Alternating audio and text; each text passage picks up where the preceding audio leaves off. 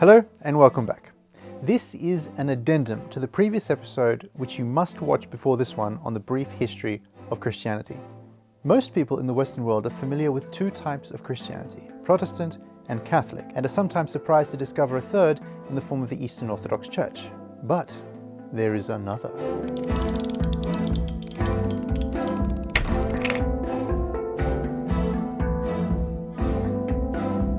When we recorded the brief history of Christianity several months ago, we didn't forget about these guys. I just thought we would do something about them down the road, a longer episode.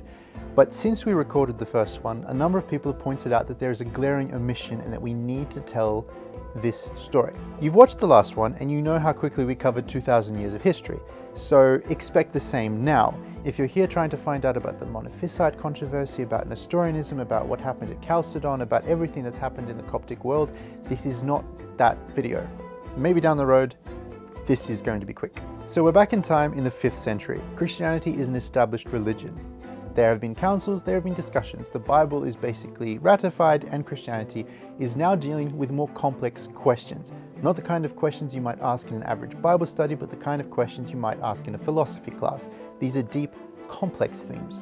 To answer one of these questions, there is a council in the city of Chalcedon. This council is trying to deal with the question of Christ's human nature. Complex subject, big topic. It makes a lot of decisions, this council.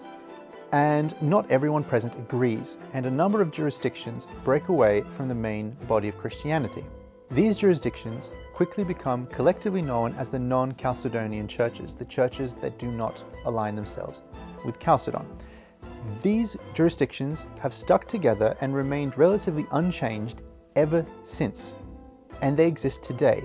They comprise the fourth wing, if you like, of Christianity, and they so closely resemble the Eastern Orthodox Church that they are normally referred to these days as the Oriental Orthodox Church. Oriental is just another word for Eastern.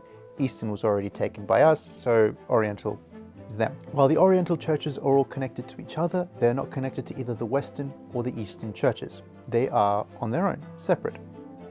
When it comes to later discussions of Christianity, they tend to side with the Orthodox. We're very close, and over the last century, we have become even closer. Added to this is the hotly debated topic whether or not our differences are not quite so different after all. There is an idea believed by a lot of people that much of the disagreement at Chalcedon was we largely misunderstood each other and continued to misunderstand each other for several centuries. We're trying to work this out, and there is a hope held by myself, many of my friends, both in the Oriental churches and in the Eastern Orthodox churches, that one day in our lifetime these disagreements and these issues and these political problems will be ironed out, and the Eastern Orthodox Church will once again be united with the Oriental Orthodox Church. Pray for this, I pray for this, and God willing, it will happen while I'm still alive to see it. And that's about all for now. At some points down the road, we'll probably come across them again, but for now, that's just a little extra branch to put onto our history tree of Christianity. So our history tree is pretty much built up. It is very empty because there are a lot of events over the last 2,000 years, and this channel is going to go on and start coloring it in and adding bits and pieces through it. There's a lot to talk about. If you're curious about the tea, it is a rooibos tea with milk and honey. And if you spent this entire video looking at my sweater and thinking, wow, that is a beautiful sweater, thank you. My grandma made it. One last thing going forward that I forgot to mention in the last video is that on this channel, you will, in the descriptions of my videos, find links to more information.